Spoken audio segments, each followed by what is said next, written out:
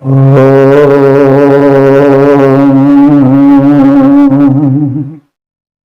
प्रेमियों श्री श्रोताओं, संप्रति हम सब ऋग्वेद के प्रथम मंडल के 163वें सूक्त के 10वें मंत्र की व्याख्या में प्रवेश करने जा रहे हैं।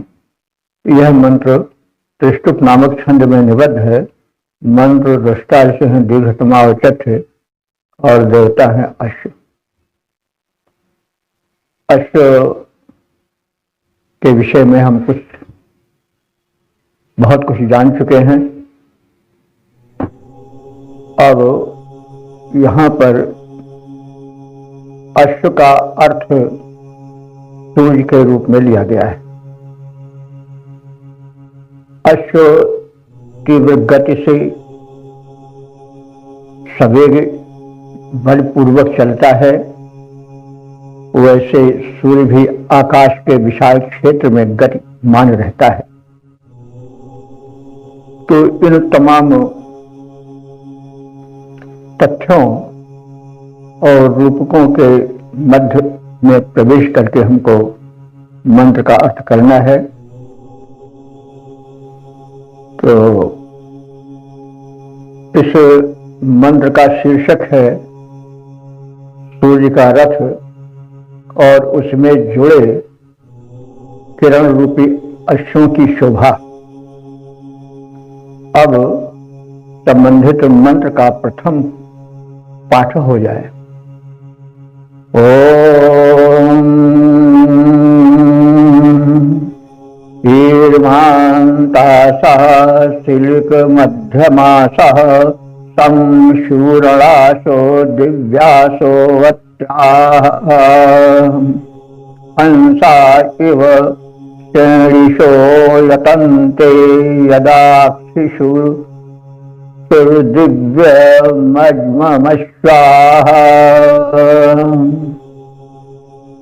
शब्दार्थ भावार्थ से परिचय पाएं तो यहाँ जो है वह सूर्य के रथ का वर्णन है और रथ को खींचने वाले जो अश्व हैं वो किरणें हैं।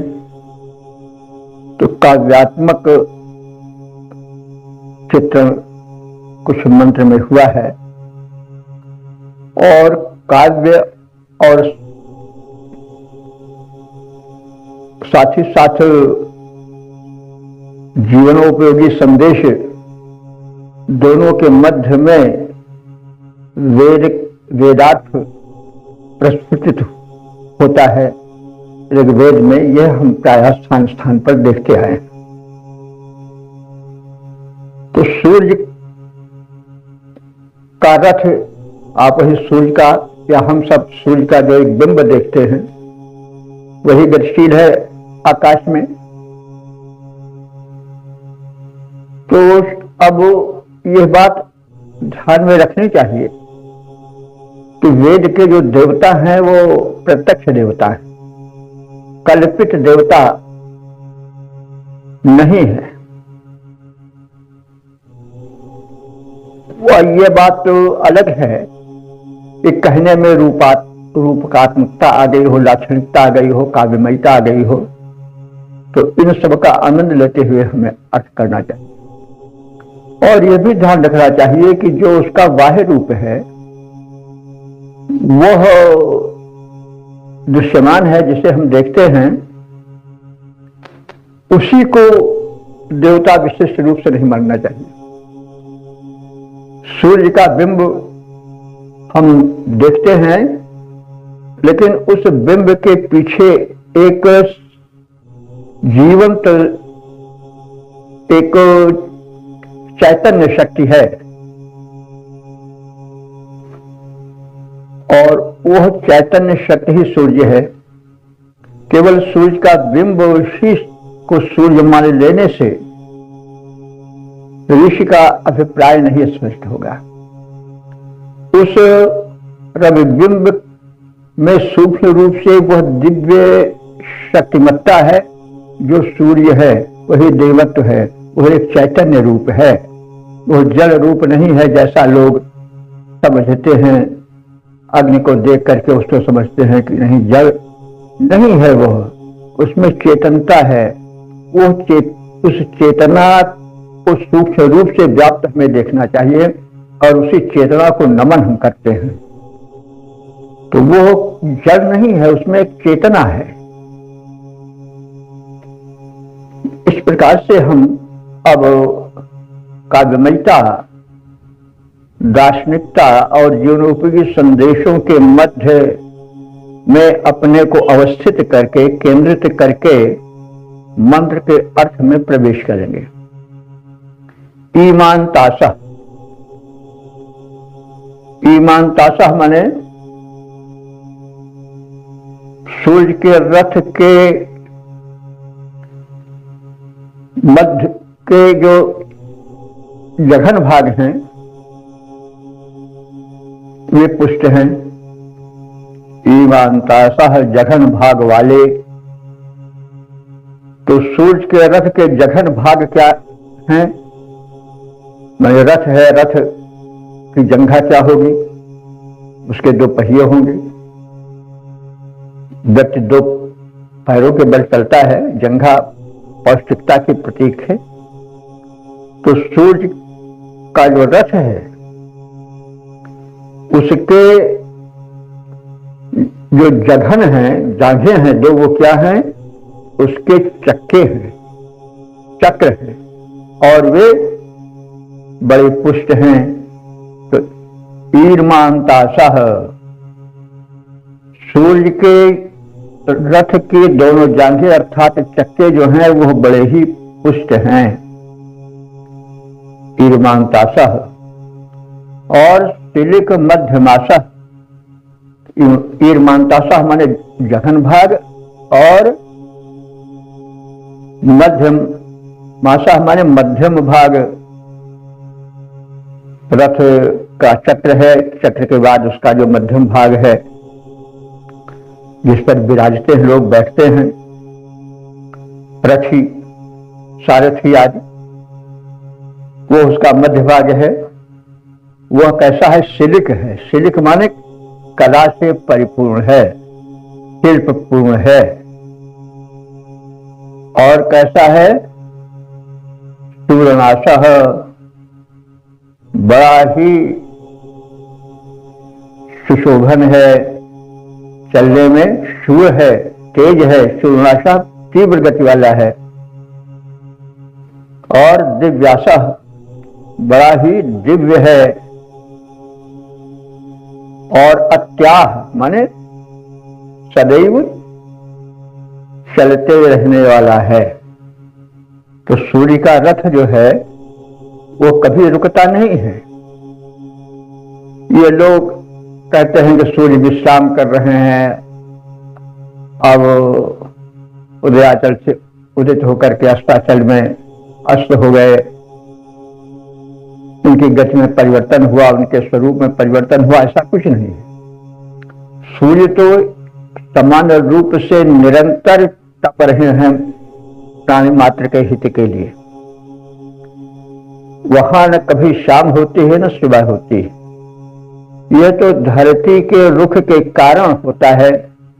धरती भी घूम रही है, उसका जो भाग सूर्य के समक्ष पड़ जाता है वह प्रकाशित हो जाता है, दिन हो जाता है। और जो भाग नहीं पड़ता है वहां रात हो जाती है। तो यह धरती का परिवर्तन है, सूर्य का कोई परिवर्तन नहीं है। सूर्य तो सदैव एक रूप से प्रकाशित हैं। वे प्राणी मात्र के हित के लिए अपने को जला रहे हैं। तो इस प्रकार से समझना चाहिए। तो उसके अत्याह माने तीव्र गतिशाली जो अश्व हैं, घोड़े हैं, यहाँ पर किरणों के अर्थ में लिया गया है अश्व को, क्योंकि शुद्ध साहित्य में तीव्र किरणों को भी अश्व कहा गया है। तो सूर्य के रथ के घोड़े जो किरण रूप में दृश्यमान है वो बड़े ही गतिशील हैं और सदैव चलते रहते हैं, कभी उनकी गति बंद नहीं होती। यह तो माने जब दिव्यम अज्म सूर्य के रथ के घोड़े के रूप में व्याप्त किरणें गगन मंडल के उत्तम मार्ग पर, अब शिशु माने गतिशील होते हैं, तो वे किरणें कैसी प्रतीत होती हैं, इसका काव्यात्मक चित्रण ऋषि कर रहा है कि हंसाह इव, जैसे हंस पंक्ति सुशोभित होती है, वैसे गगन मंडल में विचरण करती हुई सूर्य की किरणें प्रतीत होती हैं। तो हंसावली की भांति, हंस की पंक्ति की भांति गगन मंडल में विचरण करने वाली सूर्य की किरणें प्रतीत होती हैं। तो यहाँ पर वे घोड़े के रूप में भी अपने तीव्रता के कारण प्रतीत होती हैं, वे रथ को खींच रही है, लेकिन जो शोभा सब मिला करके होती है वो ऐसा कुछ प्रतीत होता है कि ये किरणें क्या है, मानो हंस की पंक्ति हो जो कि इस गगन रूपी सरोवर में अथवा महासरोवर में, झील में तैर रही हो। तो इस प्रकार से सूर्य के रथ का जघन भाग अर्थात दोनों चक्के बड़े पुष्ट हैं तथा उसका मध्य भाग कलापूर्ण है। ऐसे रथ को तीव्र तथा सतत गतिमान उत्तम गुणयुक्त अश्व रूपी किरणें करती रहती हैं, और जब वे किरणें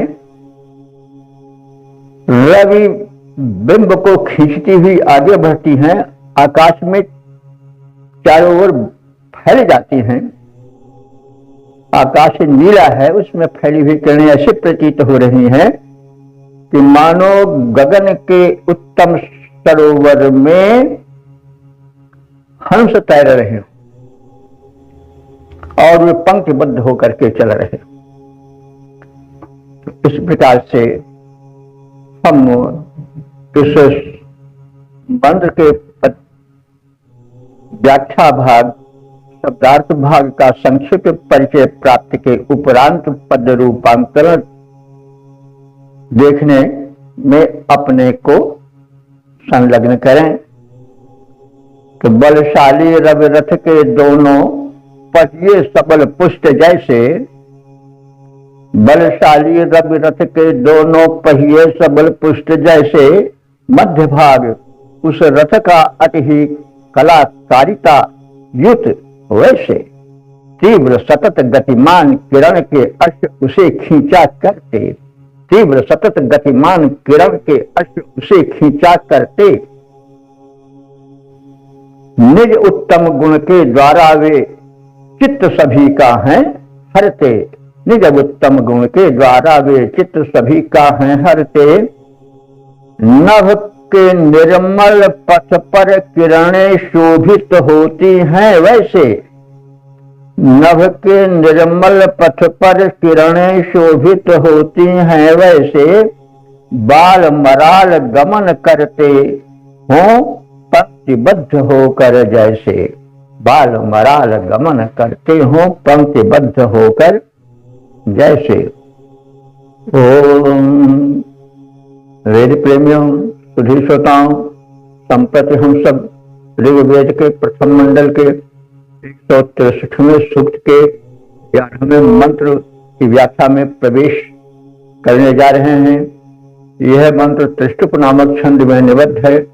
मंत्र दृष्टा दीर्घतमा अवचक्ष हैं और देवता हैं अश्व। संबंधित मंत्र का शीर्षक है अग्नि अश्व का दावानल रूप, अग्नि रूपी अश्व का दावानल रूप। अब संबंधित मंत्र का प्रथम पाठ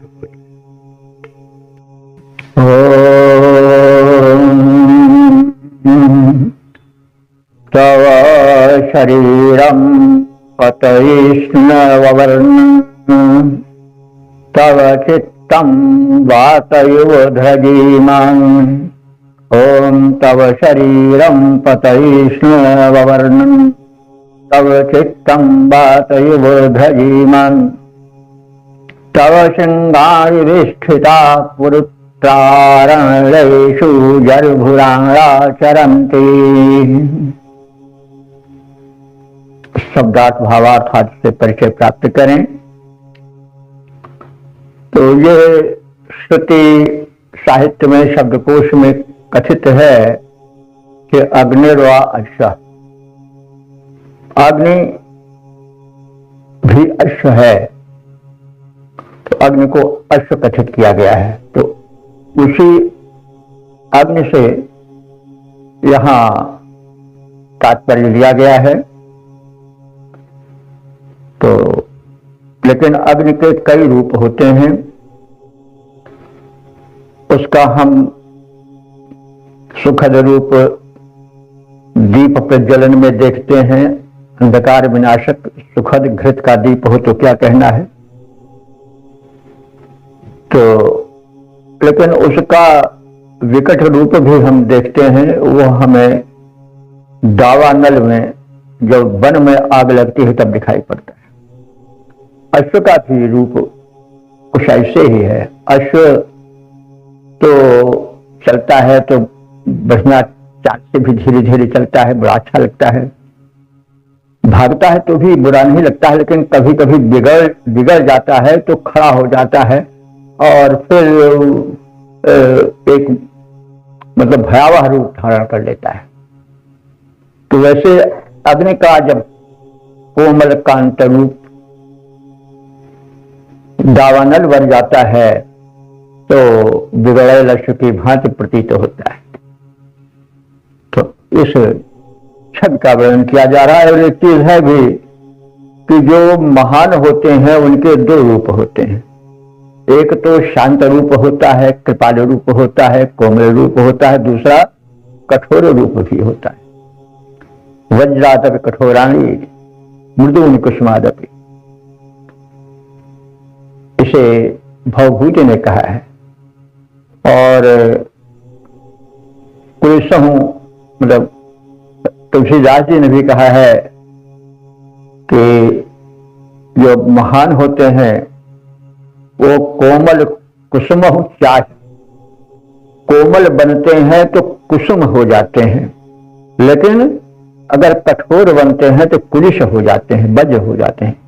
कोमल कुसुम चाहे और कुलिश तथा कुसुमत्व दोनों का निवास होता है महापुरुषों में। तो वैसे अग्नि तो परमदेव है। ऋग्वेद में इंद्र के बाद अग्नि के ही सर्वाधिक सूक्त हैं। और अग्नि सूर्य सब एक ही रूप है। यह पिछले एपिसोड्स में कई बार कहा गया है, क्योंकि जो कुछ दीप्ति है, जो कुछ ताप है, वो सब सूर्य का ही रूप है। अग्नि, सूर्य, विद्युत, ये सब एक है। तो यहां पर अग्नि के विकट रूप, विकराल रूप दावानल के रूप में उनका चित्रण किया जा रहा है। तो दावानल रूप में अग्नि अश्व का विकट रूप इस मंत्र में दृश्यमान है। तो अरवन, अरवन शब्द उस अग्नि के लिए आया है जो कि दावानल बनकर दग्ध हो जाता है। तो वैसे में जो अर्व शब्द का शाब्दिक अर्थ है शब्दकोश का, वो तो घोड़ा होता है। अर्वन अर्व का संबोधन है। तो लेकिन यहां पर लक्षणा व्यंजना काव्य शक्तियों के आधार पर उसे चंचल गति वाले दावाग्नि के रूप में देखा गया है। तो हे अर्वन, चंचल गति वाले दावाग्नि रूप अश्व तव शरीरम पतयिष्णु, तुम्हारा शरीर ऊर्ध्व गमन करने वाला है।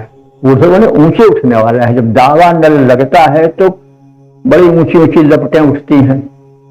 अच्छा देखिए, जब घोड़ा भी बिगड़ जाता है तो कभी कभी दोनों पैरों पर खड़ा हो जाता है, तो दोनों में सारूप देखा भी जा सकता है। तो शरीरम पतयिष्णु, तुम्हारा शरीर ऊर्ध्व गमन करने वाला हो जाता है दावाग्नि बनने पर। तब चित्तम वातः इव भ्रजीमान, तुम्हारा मन वायु के समान गतिमान हो जाता है।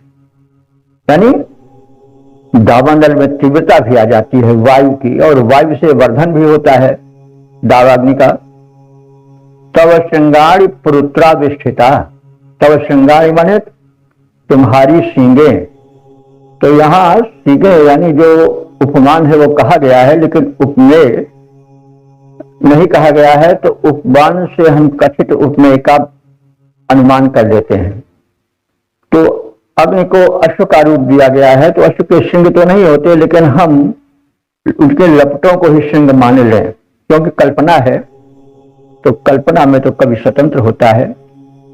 तो तुम्हारे सींग हैं, उस समय तुम्हारे सींग भी हो जाते हैं, यानी तुम्हारी जो लपटें हैं वो इतनी ऊंची हो जाती हैं कि जैसे आघात करने वाले सींग हों, और वे फैल जाती हैं चारों ओर। जरभुराणा माने आकर्षक, अरण्येश माने वनों में, चरंत माने विचरण करती हैं।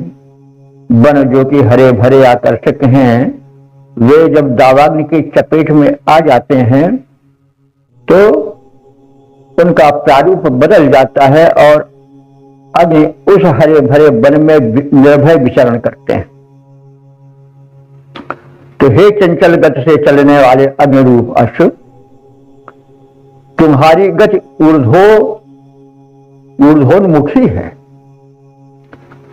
तुम्हारा मन वायु के समान गतिमान है।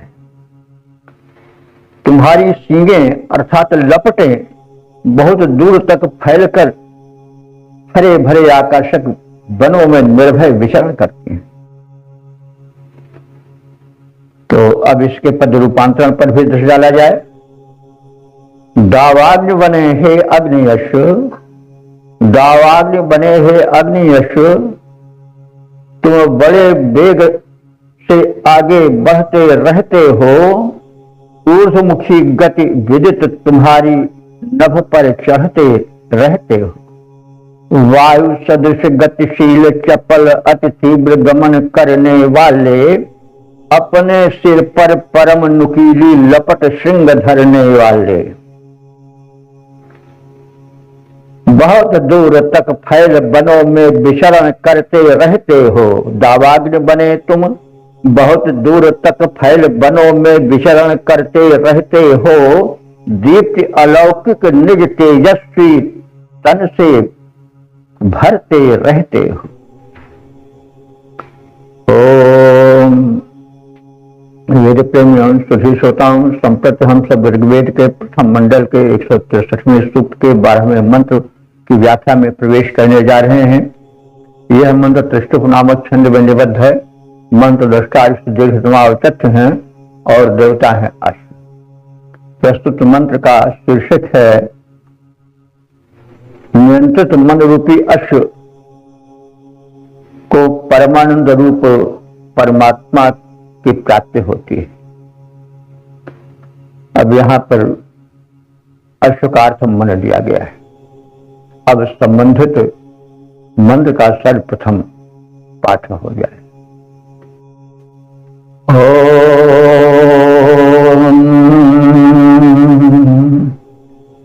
उपप्रागत ओम उपप्रागाच्छसनं वाजल्वा देवधृचा मनसा दिध्यानः अजः पुरो नीयते नाभिरश्चानु पश्चात् कवयो यन्ति रेभाः। शब्दार्थ भावार्थ आज से परिचय पाए। तो यहां पर मन को अश्व कहा गया है और साहित्य में यह पर्याप्त रूप से प्रचलित भी है। मन तुरंग मानत नहीं, चलते अपनी चाल। किसी भक्त कवि ने कहा है कि मन तुरंग मानत नहीं और चलते अपनी चाल।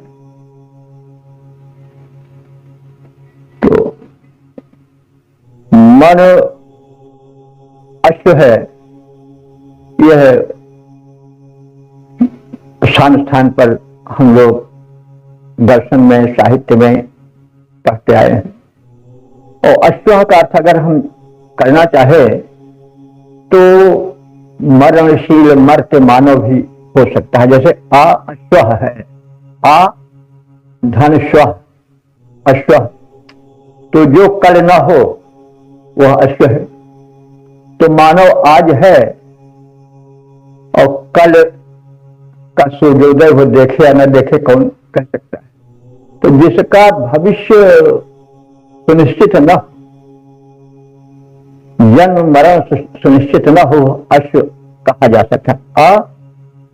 अश्व अश्व, स्व माने कल, अ माने नहीं। तो जिसका कल न हो यानी जिसका भविष्य सुनिश्चित न हो, कौन जाने कल क्या हो।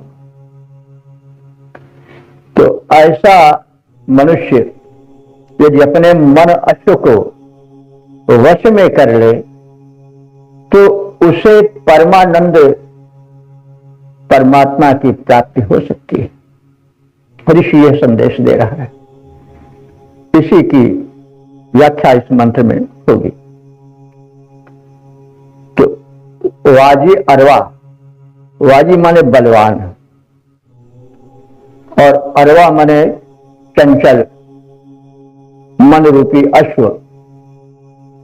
देवदृशा, यदि देवार्पित हो जाए, परम शक्ति से जुड़ जाए, समर्पित हो जाए और इस समर्पण भाव से युक्त होकर के वह ध्यान करने लगे तो शशनम माने शासन करने वाले उस परम शक्ति परमात्मा के उप माने समीप, अगात माने चले जाने की क्षमता से युक्त हो जाता है। तो वो परमात्मा सबसे बड़ा शासक है, जैसा चाहता है वैसा विश्व को चलाता है। मनुष्य का वश नहीं रह जाता। हम सब देखते हैं कि बड़े बड़े साम्राज्य बन गए और बिगड़ गए, तो अब उसके पीछे कोई शक्ति है ना। उदाहरण स्वरूप हम देखें, अंग्रेजों का देश ब्रिटेन, इंग्लैंड बहुत छोटा सा देश था, बर्फ से ढका हुआ, लेकिन किसी शक्ति ने चाहा कि एक दिन वो पूरे भूमंडल पर छा गया। लगभग तमाम देश उसके बस में थे। कहा जाता था कि ब्रिटिश साम्राज्य में सूर्य का अस्त नहीं होता, नहीं कहीं न कहीं तो सूर्य रहता ही था।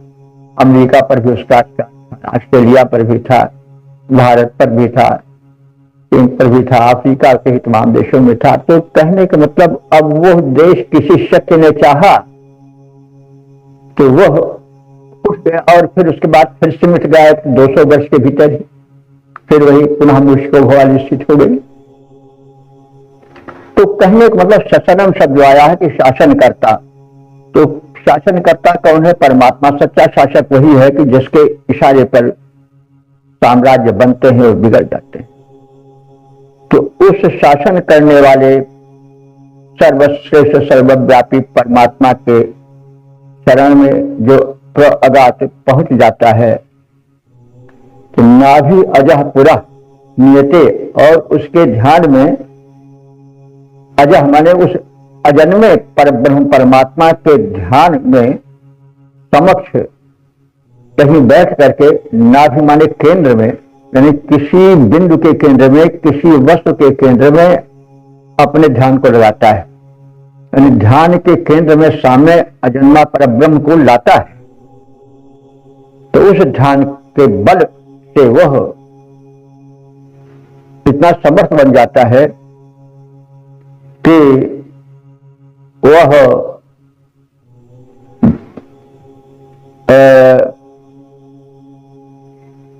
ऐसा हो जाता है कि उसके पीछे पीछे सिद्धियां चलने लगती हैं, चित्तवृत्तियां उसके अनुकूल हो जाती हैं। जब उसके ध्यान के केंद्र में अजन्मा परब्रह्म आ जाता है तो उस केंद्रीभूत एकाग्र मन के मध्य में एक दिव्य शक्ति उत्पन्न होती है और अस्य अनुपश्चात इसके पीछे पीछे रेभा कवया यान्ति।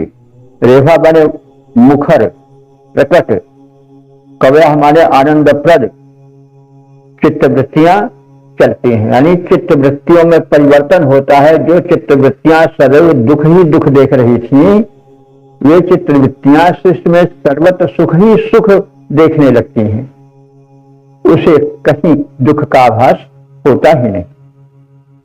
तो सर्वत्र प्रभु की लीला देख करके सुख में भी दुख में भी वैसे ही प्रसन्न होता रहता है, जैसे जब हम किसी नाटक को, सिनेमा को, चलचित्र को देखते हैं तो सभी दृश्य हमको आनंद देते हैं।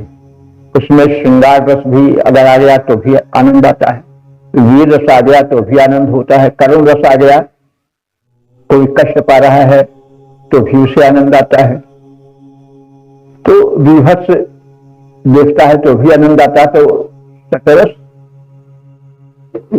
जो या नवरस जो हैं वो सब आनंदप्रद हो जाते हैं। कोई दृश्य जैसे सिनेमा का जब अच्छी तरह से दिखाया जाता है तो प्रत्येक दृश्य चाहे जिस रस का हो आनंद ही देता है। उस समय अगर अश्रुपात होता है तो भी वह अश्रुपात आनंद का अश्रुपात होता है। उस समय हृदय इतना द्रवित हो गया होता है कि उसमें दुख का लेश ही नहीं रह जाता है, वो सुखप्रद होता है। तो वैसे ही जब मनुष्य की चित्तवृत्तियां उस परम शक्ति में ध्यान के माध्यम से एकाग्र हो जाती है तो उस समय दृष्टा इस दुखमय संसार को सुखमय देखने लगता है। यहाँ कोई चीज उसे अटपटी अथवा भयानक या दुख देने वाली प्रतीति ही नहीं होती है। तो यह एकाग्र चित्त की जो है वह महत्ता है। तो ध्यान की महत्ता का वर्णन किया गया है कि जब मनुष्य का चंचल मन किसी बिंदु पर एकाग्र हो जाता है तो परिणाम यह होता है कि उसे सर्वत्र प्रभु दर्शन होने लगते हैं और परमात्मा की शक्ति का उसे सतत आभास होने लग जाता है और फिर उसकी चित्तवृत्तियां कहीं दुख में डूबती ही नहीं, उसे सर्वत्र सुख ही सुख, आनंद ही आनंद दिखाई पड़ने लगता है। तो बलवान चंचल मन रूपी अश्व देवार्पित भाव से ध्यान करता हुआ जगत नियंता परम प्रभु की शरण में जब जाता है तब ध्यान में उसे आनंद ही आनंद प्रतीत होता है और ध्यान प्रक्रिया में वह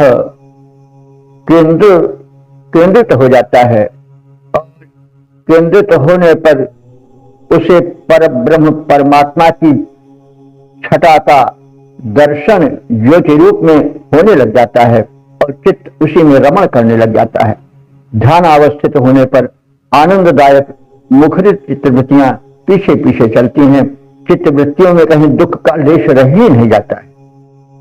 तो दुख तो तभी दूर होगा जब हम उस दुख हरण आनंद रूप में रमण करेंगे। हम जहां रमण करेंगे वही तो हमको वैसे ही तो हम हो जाएंगे। जैसे हम दुख में रमण करेंगे तो दुख में संसार में रमण करेंगे तो हमको दुख दुख दिखाई पड़ेगा, हर जगह दुख ही दुख दिखाई पड़ेगा, भय दिखाई पड़ेगा। लेकिन जब हम उस आनंद स्वरूप परमानंद परमात्मा में रमण करेंगे जहां के दुख लेश है ही नहीं, जहां पर कि भय ही है ही नहीं, तो हमको दुख दिखाई नहीं पड़ेगा, हमको सुख ही सुख दिखाई पड़ेगा। प्रत्येक स्थान पर नाटक की तरह अथवा चलचित्र के भाग की तरह हर दृश्य में आनंद आवेगा। तो इस प्रकार से हम उस परम ब्रह्म परमात्मा में अपने मन अश्व को केंद्रित करने के लिए, उसकी चंचलता को दूर करने के लिए, भाग दौड़ से छुट्टी पाने के लिए, उसके बिगड़ेपन को दूर करने के लिए हम देवार्पित चित्त वाले बने, ध्यान करें, एकाग्रता लाएं। और एकाग्रता ही सारे सुखों के मूल है। जब तक मन एकाग्र नहीं होगा तब तक वो भटकेगा, और भटकता मन कभी शांत नहीं पाता है, चाहे जिस स्थिति में हो। अशांत से कुतः सुखम, गीता में कहा भी गया है। अशांत व्यक्ति को कभी सुख नहीं होता, चाहे वो राजा बना रहे, चाहे जो कुछ बना रहे, अशांत ही रहेगा। वो अशांत से कुतः सुखम। इस प्रकार से हम इसके पद रूप पर दृष्टि डालें। ओम चंचल मन यह अश्व समान, चंचल मन यह अश्व समान करता है जब प्रभु का ध्यान। चंचल मन यह अश्व समान करता है जब प्रभु का ध्यान। ज्योत रूप में प्रभु आते हैं, ज्योति रूप में प्रभु आते हैं, ध्यान केंद्र पर रुक जाते हैं। सुख प्रद चित्त वृत्तियां आती, परमानंद दृष्टि कर जाती। सुख प्रद चित्त वृत्तियां आती, परमानंद दृष्टि कर जाती। ओम वेद प्रेमियों, सुधी श्रोताओं, संप्रति हम सब ऋग्वेद के प्रथम मंडल के 163वें सूक्त के 13वें मंत्र की व्याख्या में प्रवेश करने जा रहे हैं। यह मंत्र त्रिष्टुप नामक छंद में निबद्ध है। मंत्र दृष्टा ऋषि ने दीर्घतमा औचथ और देवता है अश्व। इस मंत्र का शीर्षक है नियंत्रित मन त्रिकुटी में प्रभु दर्शन में समर्थ। अब संबंधित मंत्र का प्रथम पाठ हो जाए।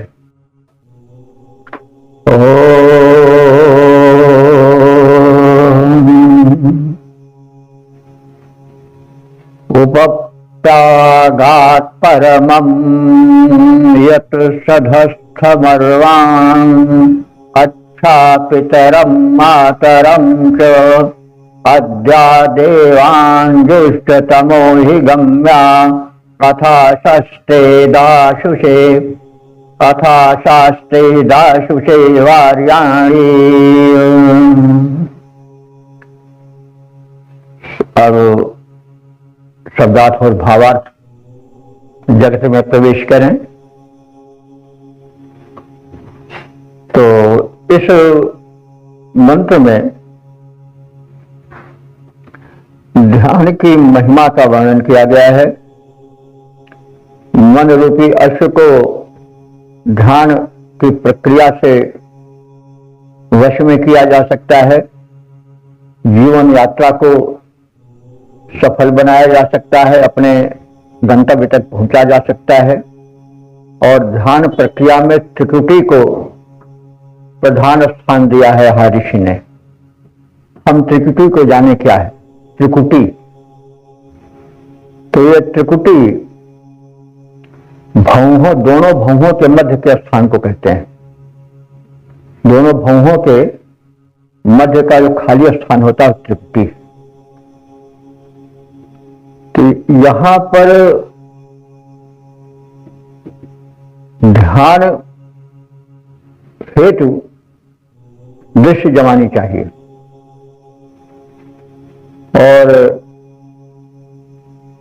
भौहों के मध्य में एकाग्र दृष्टि से देखने और ध्यान लगाने पर चंचल मन एकाग्र होने लगता है। ऐसा योगाभ्यासियों का, प्राणायाम अभ्यासियों का अनुभव है।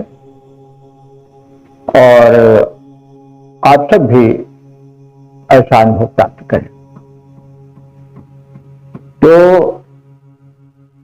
इस मंत्र में बताया जा रहा है कि मन को केंद्रित करने के लिए ध्यान को प्रकृति में जमाना आवश्यक है।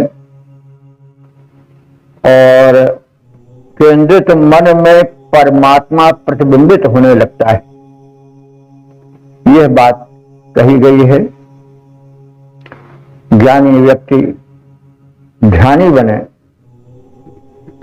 और स्तुति माध्यम से परमात्मा को प्राप्त करने का प्रयत्न करें, क्योंकि ईश्वर प्रणिधानाद वा, ऐसा पातंजलि दर्शन में भी कहा गया है कि समाधि अथवा योग में सिद्धि ईश्वर प्रणिधान से मिलती है।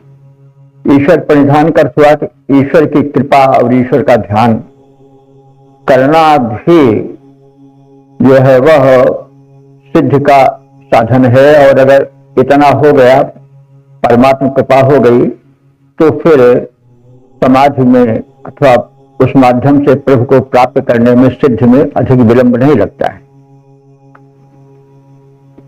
अब हम शब्दों पर ध्यान दें। यत परमम सतस्थम, ध्यान हेतु जो सर्वोत्कृष्ट स्थान है वह है त्रिकुटी। वहां पर अरवन, अरवन माने चंचल मन रूपी घोड़े को, अश्व को एक टिकाया जाए। मातरम पितरम, अच्छा उपप्रागात, और माता पिता स्वरूप उस परब्रह्म परमात्मा को प्राप्त किया जाए। अद्य माने आज, विष्टतमा माने परम प्रिय, जो परम सेव्य हो, परम प्रिय हो, वह दृष्टतम कहा जाता है। देवान गम्या, देवों के पास जाने के बल को प्राप्त किया जाए। अथ, और शास्त्रे दाससे वार्याणी, शास्त्रे कहते हैं परम शासक, परम सत्ता और उस परम दानी परमात्मा के वर्णीय ध्यान से अध्यात्म का दिव्य धन प्राप्त किया जाए। ध्यान लगाने का जो सर्वोत्कृष्ट स्थान त्रिकुटी है, मन रूपी चंचल अश्व वही संसार के माता पिता परब्रह्म परमात्मा के दर्शन का लाभ उठाता है और उस ध्यान माध्यम से वो प्रभु को प्राप्त कर सकता है। हे मन, यदि देवत्व प्राप्ति की कामना है तो तू दिव्य मनोवृत्तियों में विलीन हो जाए, ध्यान में लीन हो जाए और स्तुति करता बन, ध्यानी बन, ज्ञानी बन, दानी बन।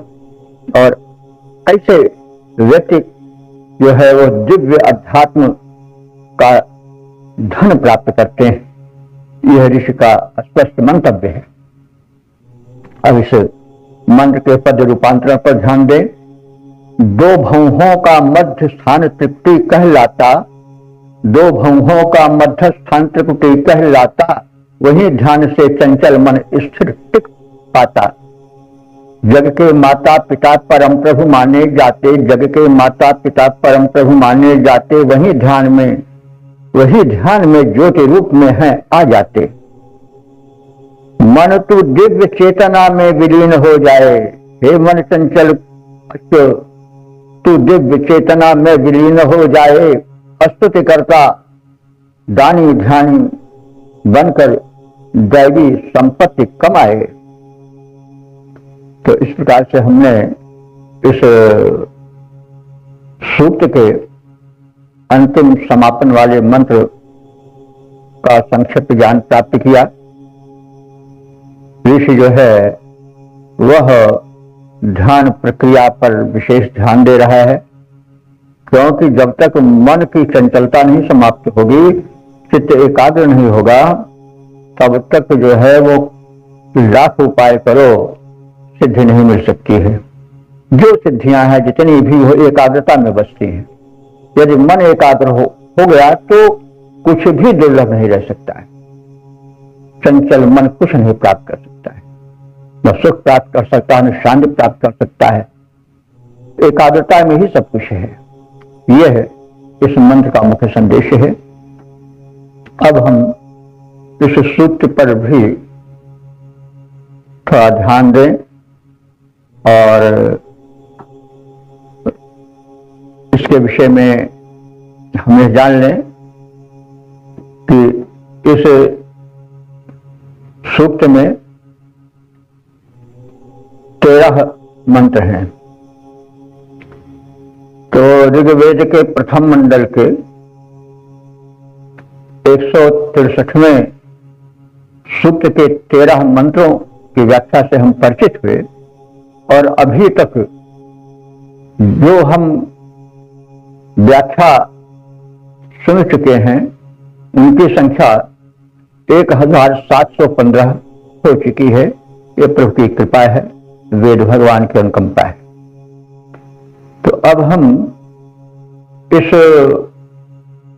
ऋग्वेद के प्रथम मंडल के 163वें सूक्त का संक्षिप्त ज्ञान प्राप्त कर लें, सारांश प्राप्त कर लें। तो ये भी अश्व से है, अश्व से तात्पर्य अश्वमेध से है। तो अश्वमेध के विषय में बड़ा विवाद है और अश्वमेध जो साधारण रूप से जानते हैं वे जानते हैं कि घोड़ा छोड़ा जाता है और यही प्रचलित भी हुआ था। और उसके बाद फिर घोड़ा जब चारों ओर दौड़ करके आ जाता है तो मान लिया जाता है कि जिस जिस राज्य में वो घोड़ा गया है वो राज्य उसके अधीन हो गया। जो राजा उस घोड़े को पकड़ लेता था तो उससे युद्ध होता था। तो ये तो राजाओं का व्यवहार था। और उस प्रकार से अगर अश्वमेध जगह सफल हो जाता था तो व्यक्ति जो है वो चक्रवर्ती सम्राट मान लिया जाता था। तो ये तो एक इसका अच्छा एक अर्थ है। और इसके साथ ये भी जुड़ा हुआ है कि उस समय जब यज्ञ संपन्न होता था तो अश्व का वध होता था।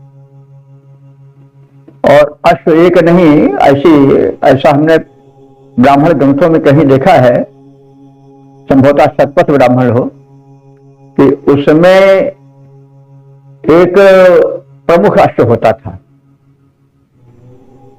और उसके साथ अन्य अश्व भी होते थे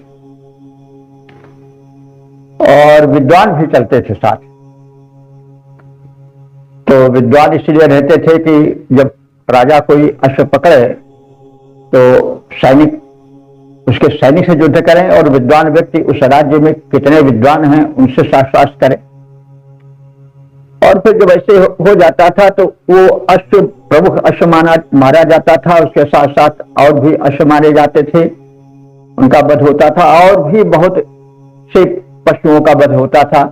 ये तो कांडिक व्यवस्था में है कि अश्वमेध यज्ञ इस प्रकार से पूरा होता था।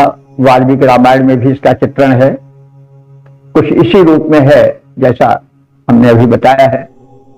लेकिन यह कहीं भटकन का परिणाम है, कहीं कुछ अर्थ का अनर्थ करने वाले लोगों के कारण है। क्योंकि वेद में एक शब्द के कई अर्थ होते हैं।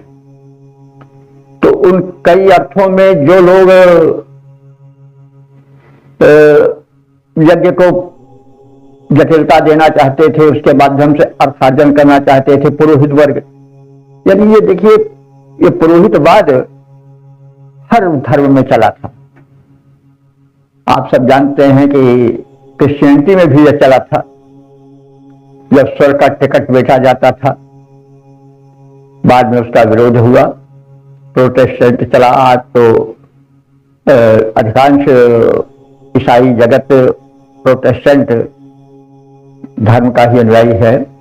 तो ऐसे कुछ पुरोहितवाद यहां भी चला और उसमें अर्थ का कुछ अनर्थ किया गया। और अश्वमेध का जो सही अर्थ होना चाहिए था, जिसको ऋषि कहना चाह रहा था, उससे हट करके अर्थ किया जाने लगा। अब ब्राह्मण ग्रंथ वगैरह में कुछ है, लेकिन वो ब्राह्मण ग्रंथ मूल ग्रंथ तो है नहीं, मूल ग्रंथ तो संहिता है। वो ईश्वरी संदेश है जिसको ऋषियों ने देखा ध्यान में। ये ब्राह्मण ग्रंथ जिसमें कि कांडिक व्याख्या अधिक है, ये सब तो बाद में मंत्रों की व्याख्या से हुई उत्पन्न चीज है। और व्याख्या में व्याख्या करने वाले का दृष्टिकोण भी काम करता है। वो मूल से भटक करके या अपनी विद्वत्ता प्रदर्शित करके कुछ दूसरे अर्थ भी कर सकता है, मूल से हटकर भी कर सकता है। जैसा हो रहा है आज तक देखते हैं, ज्यादा इस पर कहने की आवश्यकता नहीं है। ऐसा होता है, व्याख्याकार अपने अपने ढंग से व्याख्या कर जाते हैं और किसी एक भाव की कई रूपों में व्याख्या होती है। तो वही बात यहां भी हुई है। वैसे अश्व का अर्थ जैसा है दिखाया गया है, मन से भी जोड़ा जाता है। मन बड़ा वेगवान है, मन तुरंग मानत नहीं चलत अपनी चाल। और इंद्रियों को भी अश्व कहा जाता है। अश्व सूर्य को भी कहा जाता है क्योंकि वो भी गगन मंडल में वेग से दौड़ता है और पूरे ब्रह्मांड को नहीं तो सौर परिवार को तो जीवन देता ही है। उसका बड़ा व्यापक प्रचार प्रसार है। तो जिसकी दौड़ जितने रहेगी उसके लिए घोड़ा चाहिए, अश्व चाहिए। तो कभी अश्व को सूर्य की किरणों से जोड़ा गया है, कभी अश्व को उससे जोड़ा गया है। अश्व का अर्थ किया जा सकता है अश्व, यानी जो कल न हो। तो यह मानव जीवन या मनुष्य भी अश्व हो सकता है और उसका चंचल मन भी अश्व हो सकता है। अश्वमेध है। मेध शब्द का भी कई अर्थ होता है। मेध का अर्थ मेधा माने बुद्धि से भी हो सकता है। और मेध माने वो पशु जो मेधा पूर्वक वश में करने के लिए लाया जाता है। तो अब जैसे आप देखे हैं पुरुष सूक्त को, तो उसमें कहा गया अभग्नत पुरुषम पशुम। उसमें उस पुरुष को जो परमात्मा का प्रारूप बताया गया है उसको बांधे जाने की बात कही गई है। उसके आलभन का यद्यपि अर्थ होता है भली प्रकार से प्राप्त करना, लेकिन आलभन शब्द हिंसा के अर्थ में प्रयोग होने लगा है बहुत ज्यादा। और अंत में उसी को आलभन के लिए तो परम पुरुष का आलभन अवघनत पुरुषम पशुम, उस परम महात्मा रूपी पशु को। अब पशु का भी अर्थ लोग अलग तरह तरह से देते हैं। वैसे पशु का अर्थ तो आजकल अक्षर से नहीं लिया जाता, लेकिन पशु का की अगर हम व्याख्या करें तो उसका शब्दार्थ निकालें व्युत्पत्ति परक, तो यह भी कर सकते हैं कि पश्यन्ति अविशेषेण इति पशु, जो विशेषण नहीं देखता है, सबको एक दृष्टि से देखता है, वो पशु है। जैसे पशु मान लिया कुत्ता है, गाय है या और हैं, घोड़े हैं, तो वो सब अपने स्वामी के प्रति स्वामिभक्त होते हैं। चाहे कुत्ते को पालने वाला कोई बहुत नीची स्थिति का व्यक्ति हो, छोटी जात का व्यक्ति हो, राजा हो, कोई हो, लेकिन वो पालतू पशु जो है सबको एक दृष्टि से देखता है और उसमें भेदभाव नहीं रहता है। वो भेदभाव रहता है तो ये नहीं कि ये राजा है तो इसको हम बड़ा माने और ये गरीब है तो इसको हम कम माने। वो तो राजा पर भी झपट सकता है, उसके दृष्टि में भेदभाव नहीं रहता राजा रंक में। जो उसकी भक्ति करता है, जो उसका पालन पोषण करता है, वो चाहे राजा हो चाहे रंक हो, उसी के रहता है। तो वो पशु है, इसलिए कि वो यह राजा है, यह रंक है, यह अमीर है, यह गरीब है, यह उसमें नहीं रहता है। पशु ये नहीं है कि राजा के सामने झुक जाएगा और जो रंक है उसी को काटेगा या उसी को परेशान करेगा। उसके दृष्टि में तो सब सत्य। वैसे परमात्मा की दृष्टि में राजा रंग सब समान है। तो अब वहां पुरुष को भी पशु कहा गया है, तो बात स्पष्ट है कि लोग अपना अर्थ अपने ढंग से लगाते रहे। जैसे बलि हुई, पिपीलिका बलि दी जाती है आज, यानी बलि काग बलि, पिपीलिका बलि दी जाती है। तो ये हमारे यहाँ शास्त्रों में विधान है कि चींटी को चारा दिया जाता है, कौवे को चारा दिया जाता है, खिलाया जाता है, तो उसको पिपीलिका बलि कहते हैं। तो वहां पर पिपीलिका को कुछ उसके लिए कुछ बलिदान करना पड़ता है, कुछ अपना धन देना पड़ता है, ना कि चींटियों को मार करके उनकी कोई चटनी बनाई जा रही हो। उसी प्रकार से कौवे को बलि दी जाती है, काग बलि का विधान है। तो यह मतलब नहीं कि कौवे को मार करके कोई उसकी मांस वगैरह खाया जाए या कुछ को ये किया जाए, कुछ ऐसी बात नहीं है। तो बलि, लेकिन लोग बलि का बलिदान भी ले लेते हैं। बलिदान का मतलब हुआ उसका गर्दन काट देना, उसको मार देना। तो इस प्रकार से बड़े इसके विरोध हुए हैं। इसका विरोध जैनों बौद्धों ने तो किया ही, और बल्कि जो पढ़े लिखे वेद के मानने वाले थे उन्होंने भी यज्ञ के गड़े अर्थ निकालने वालों को कहा कि भाई तुम कहते हो कि वैद्य की हिंसा हिंसा न होती, तो उस बेचारे उपयोगी पशु को जो राष्ट्र की रक्षा में लगा रहता है अश्व, उसको काहे को मारते हो, और निरीह पशुओं पक्षियों को काहे को मारते हो? अपने बूढ़े बाप को लाओ, उसको काट दो, वो उससे बचाया जाए। वो जो हिंसा परक यज्ञ के समर्थक थे और कहते थे कि जो है वैद्य की हिंसा हिंसा न होती, तो उसके विरोध में लोगों ने कहा, भारत में विचार स्वातंत्र पहले से था, ये नहीं कि बिल्कुल कट्टरता हो। इसमें कहा गया कि भाई अगर ऐसी बात है तो तुम इतने हो तो पहले अपने बूढ़े बाप पर क्यों नहीं करुणा दिखाते हो, क्यों नहीं उसका उद्धार करते हो, काटते हो, उसका सिर चढ़ा दो और उससे चला जाए। तो ये विरोध हुआ। जो जानते थे ये लोग वो थे जो कि वेद के अर्थ को जानते थे, ये विरोध उनका है। और बौद्धों का विरोध तो वो वही यज्ञ का रूप देख करके होने लगा। हो सकता है वो वेद पढ़े रहे हो या न पढ़े रहे हो, अगर पूरा पढ़े होते तो वो उसका उस ढंग से विरोध करते जैसे पढ़े लिखे लोग किए थे।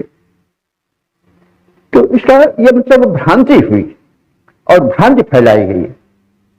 तो मेध माने मेधा भी होता है, तो बुद्धिपूर्वक पशुओं से आचरण करो। अश्वमेध का अर्थ हुआ कि मेध माने मेधा बुद्धि, तो अश्व को बुद्धिमानी से व्यवहार में लाओ। अगर घोड़े को बेप्रकार चलाओगे, ठीक से नहीं ट्रेंड करोगे तो गिरा देगा कहीं जाके। तो उसमें मेधा अपनी दिखाओ अश्व के, अथवा अश्व अगर मन है तो उसको बुद्धिमानी पूर्वक एकाग्र करो। आदि आदि बातें उसकी हैं जो कि ऋषि का मूल कथन था। कहीं किसी हालांकि आजकल जो ब्राह्मण ग्रंथ है वो भी श्रुति साहित्य मान लिया गया है, लेकिन वो मूल ऋषि नहीं है, वो नंबर 2 के ऋषि हैं। कहीं बाद में जो व्याख्या किए तो उसको अपने अपने दृष्टि भी लोग किए हैं। तो जो मूल ऋषि का मतलब हुआ कि जिन्होंने के वेद मंत्रों का दर्शन किया था, उन्होंने वध वाली भावना मेध को मेधा से जोड़ा है, पशु के संरक्षण से जोड़ा है, न कि वध से जोड़ा है। तो हमें इस विषय में बड़े स्पष्ट रूप से ज्ञान प्राप्त करना चाहिए कि जो ऋषि कहना चाह रहा है, अश्व को चंचल मन से जोड़ रहा है। चंचल मन को वश में करो, क्योंकि मन की चंचलता ही तमाम अनर्थ का कारण होती है। मन की एकाग्रता ही बहुत बड़ी चीज होती है, उपलब्ध होती है। तो आदि आदि बातों पर हमें ध्यान देना चाहिए। और अश्व का अर्थ सूर्य भी हुआ। जैसे अश्व जो है वो युद्ध में विजय दिलाता है, वैसे सूर्योपासना मनुष्य को जीवन में विजय दिलाती है, शक्ति देती है, क्योंकि शक्ति का मूल स्रोत सूर्य है। तो आदि आदि बातें जो हैं वो व्याख्यायित करनी चाहिए, क्योंकि वेद जो हैं वो मानवता के हित के लिए लिखे गए हैं, प्राणी मात्र के हित के लिए लिखे गए हैं, राष्ट्र के हित के लिए लिखे गए हैं। तो हम अश्व को मार करके राष्ट्र का हित तो नहीं करेंगे, क्योंकि अश्व तो बड़ा उपयोगी पशु था उस समय का। हेलीकॉप्टर कहो, चाहे वायुयान कहो, चाहे लड़ाकू विमान कहो, घोड़ा ही था सबसे आगे। रथ खींचता था घोड़ा, सेना में जो था वो बढ़ करके आगे घुड़सवार सामना करता था। तो इस तरह से ऋषि कैसे कह सकता है कि इतने राष्ट्र के रक्षक और देश के रक्षक अश्व को तुम काट डालो? तो ये बातें कुछ समझ नहीं पड़ती हैं। ठीक, ये बस वही है व्यर्थक। इसका विरोध उस समय भी हुआ, जैसे हम बता कह चुके हैं कि मतलब ये भाई अनर्थ न करो कि वैद्य की हिंसा हिंसा न होती। तो ये है विरोध उसका हुआ था, पढ़े लिखे लोगों ने किया, वेद को समझने वालों ने भी किया, और जो वेद को नहीं समझे हैं वो उसी ऊपर वाले प्रारूप को दे करके कि पशु मारे जा रहे हैं, तमाम बड़े बहुत पशु मारे जाते थे, थोड़ा रक्त नहीं बहता था। तो उसी आधार पर उन्होंने वेद को मान लिया, और उसका परिणाम हुआ कि इस अनर्थ करने परिणाम हुआ कि वेद की वो दिव्य शक्ति जो कि ईश्वरीय है उसको लोग भूल बैठे, और वेद के ज्ञान का उद्धार आज तक नहीं हो सका। बस वही केवल स्वस्थ पाठ तक, स्वस्थ वाचन तक ही आज दिखाई पड़ता है, वेद के गांधीर्य पर कोई प्रवेश नहीं करता है। इसलिए हम सबका परम कर्तव्य है, धर्म है कि हम सब वेद के अर्थ में प्रवेश करें, और उसके उज्जवल पक्ष को, जिसको ऋषियों ने अभी तक कंठा करके रखा और उसका लुप्त नहीं होने दिया, उसमें एक शब्द भी बढ़ने नहीं दिया, तो वो ऐसे नहीं चीज है, वो बहुत दिव्य चीज है। उसको अब आज का युग हो गया है, तरह तरह से समर्थ सक्षम हो गया है, और छापा खाने के रूप में और मीडिया के रूप में और तमाम रूपों में, तो हमें चाहिए कि हम वेद के सही अर्थ को समझें और उसका प्रचार प्रसार करें। तो इस प्रकार से ये अश्वमेध का प्रकरण जो है वो समाप्त हो रहा है, और अश्वमेध के सही रूप को हम लोग समझें, उसका प्रचार प्रसार करें, जो उसका मतलब भटका हुआ रूप है उसकी ओर ध्यान न दें। तो